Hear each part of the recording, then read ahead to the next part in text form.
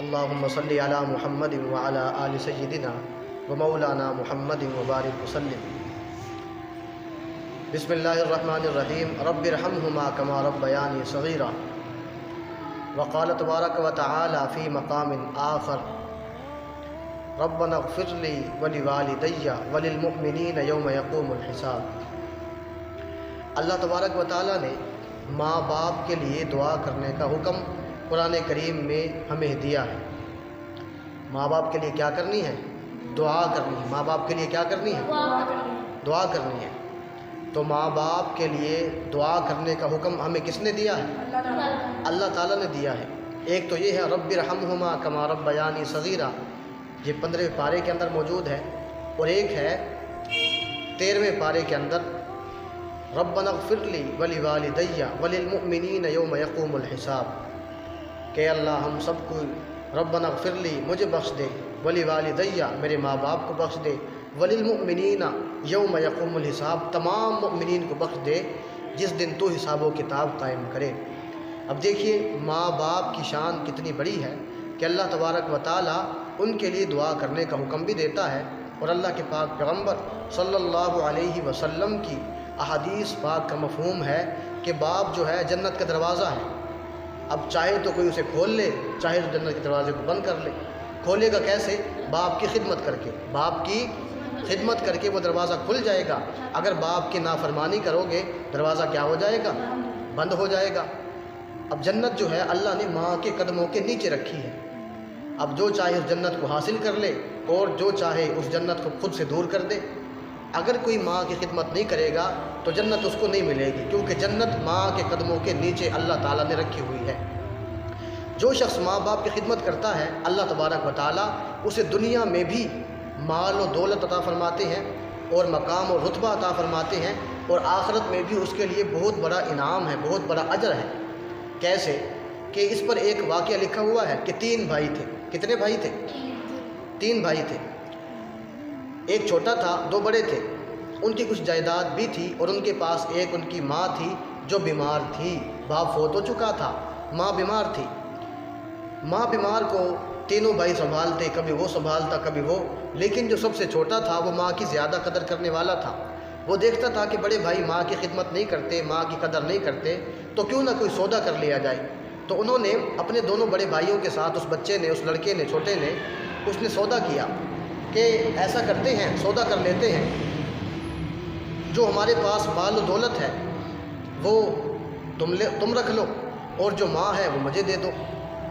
چھوٹے بیٹے نے بڑے بھائیوں کے ساتھ سودا طے کر لیا کہ جتنا بھی مال و دولت ہے وہ تمہارا، جائیداد تمہاری، اور ماں کس کی؟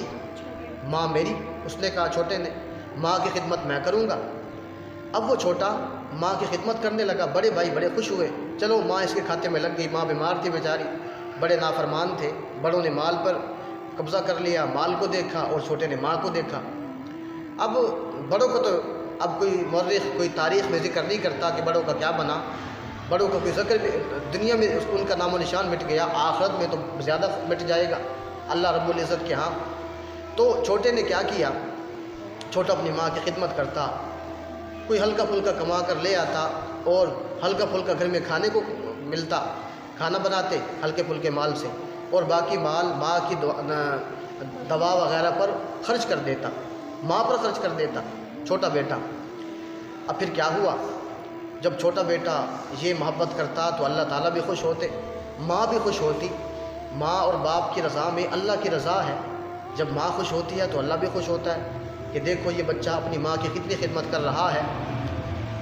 پھر ماں اس کو ہمیشہ دعا دیتی کہ اے میرے بیٹے اللہ تجھے برکت والا رزق عطا فرمائے۔ یہ دعا ماں ہمیشہ چھوٹے بیٹے کو دیتی۔ وقت گزرتا گیا، کل نفس ذائقۃ الموت، ہر کسی نے مر جانا ہے۔ ماں کی موت کا وقت آ گیا، ماں دنیا سے چلی گئی۔ اب چھوٹا بیٹا، اس کے پاس کوئی جائیداد کوئی کاروبار تو تھا نہیں، غریب تھا، ہلکا پھلکا کما کر لے آتا اور کھاتے گزارا کرتے، بڑے مشکل وقت کٹ رہا تھا۔ رات کو ایک رات خواب آیا، کسی کہنے والے نے خواب میں کہا کہ جاؤ اور فلاں پتھر کے نیچے 30 دینار رکھے ہوئے ہیں، جا کر وہ لے لو۔ اب اس لڑکے نے پوچھا خواب میں ہی اس شخص جو آواز آ رہی تھی اس سے کہ کیا ان 30 دینار کے اندر برکت ہے؟ اس نے کہا برکت نہیں ہے۔ اس نے کہا مجھے نہیں چاہیے۔ صبح کو جب آنکھ کھلی بیوی کو یہ بتایا کہ مجھے رات یوں خواب آیا، تو بیویاں تو اللہ کی ولی ہوتی ہیں، کہنے لگی لے آؤ اٹھا کے۔ کہنے لگا نہیں، جب اس میں برکت ہی نہیں ہے تو ہم نے ان 30 دینار کا کیا کرنا ہے۔ اگلی رات پھر سویا، پھر خواب آیا کہ اس پتھر کے نیچے 20 دینار رکھے ہوئے ہیں اور جاؤ اور جا کر وہ 20 دینار لے لو۔ اس نے پوچھا کہ کیا ان 20 دینار کے اندر ان میں برکت ہے؟ تو اس نے کہا برکت نہیں ہے۔ اس نے کہا مجھے نہیں چاہیے۔ صبح اٹھا، پھر وہی بیوی کو بتایا، بیوی نے کہا جا لے آ۔ اس نے کہا نہیں برکت نہیں ہے، ہم نے کیا کرنے ہیں۔ تیسری رات پھر خواب آیا کہ 10 دینار رہ گئے ہیں، آ کر لے لے۔ اس نے پوچھا برکت ہے؟ برکت نہیں ہے، پھر لینے نہیں گیا۔ چوتھی رات پھر خواب آیا کہ اس کے نیچے 1 دینار رہ گیا ہے اور جاؤ اور جا کر لے لو۔ اس نے پوچھا خواب میں ہی کہ کیا اس 1 دینار میں برکت ہے؟ آواز نے کہا، جو آواز آ رہی تھی کہنے والے نے کہا کہ ہاں اس 1 دینار کے اندر برکت ہے۔ صبح کو اٹھا، بیوی کو بتایا کہ میں 1 دینار لینے جا رہا ہوں۔ بیوی نے کہا کیا فائدہ، جب 30 تھے تب تو لینے گئی نہیں، اب ایک کام نے کیا کرنا ہے، جاؤ لے آؤ۔ خیر گیا اور پتھر کو اٹھایا، 1 دینار تھا اس کے نیچے، اس کو اٹھایا، اللہ کا شکر ادا کیا، چل پڑا بازار کی طرف کہ چلو بیوی ناراض تھی، کوئی آج اچھا کھانا پکائیں گے، اچھا کھانا بنائیں گے، گھر میں اچھا کھانا کھائیں گے، بیوی خوش ہو جائے گی۔ یہ سوچ کر اس نے 2 مچھلیاں خریدی۔ کیا خریدی؟ مچھیاں 2 مچھلیاں خریدی، اور مچھلیاں خرید کر اور بھی سودا وغیرہ خریدا اس نے، اور وہ اپنے گھر کی طرف چل دیا۔ گھر گیا، اس نے مچھلیوں کو کاٹنا شروع کیا، ان کا پیٹ چاک کیا، ان کے پیٹ میں سے قیمتی موتی نکلے۔ کیا نکلے؟ قیمتی موتی، ہیرے نکلے۔ وہ دیکھنے لگا کہ یہ کیا چیز ہے، یہ تو قیمتی موتی لگتے ہیں۔ وہ بازار گیا اور جا کر کہا کہ بھائی ان کی قیمت کیا ہوگی، کیونکہ سچوں کا دور تھا، سچ بولنے والے لوگ اس وقت موجود تھے، جھوٹ کا دور نہیں تھا۔ وہ کہنے لگے بھئی نہیں، ہم اس کی قیمت ادا نہیں کر سکتے، یہ تو بہت عالی شان اور بہت عمدہ قسم کے موتی ہیں۔ وہ کہنے لگا کون ادا کرے گا؟ تو بعض لوگوں نے، بعض مورخین نے لکھا ہے کہ بادشاہی وقت جو اس وقت تھا، اس کو پتہ چلا کہ اس کے پاس قیمتی موتی ہیں، تو اس بادشاہ نے کہا کہ یہ میں خریدوں گا۔ اب اس نے کہا کہ کتنے اس کے ان موتیوں کے لوگ ہیں؟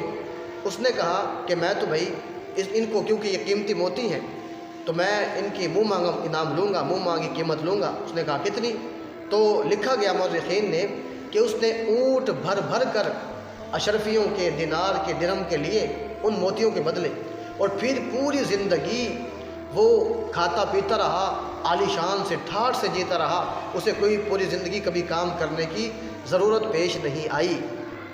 یہ اللہ نے اس پہ انعام کیوں کیا؟ کیونکہ اس نے کیا کی تھی؟ اس نے ماں کی خدمت کی تھی۔ اس نے کیا کی تھی؟ ماں کی خدمت کی تھی۔ تو آج ہم بھی وعدہ کرتے ہیں کہ ہم بھی اپنی ماں کی کیا کریں گے؟ باپ کی بھی خدمت کریں گے، ماں کی بھی خدمت کریں گے۔ ٹھیک ہو گیا؟ ہم اپنے ماں باپ کی خدمت کر کے ہم ان سے دعائیں لیں گے۔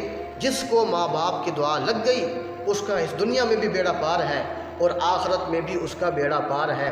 اللہ تبارک و تعالی ہمیں اب دیکھیے، اللہ تعالی ہماری نماز بھی تب تک مکمل نہیں فرماتے جب تک ہم اپنی ماں باپ کے لیے دعا نہیں کر لیتے۔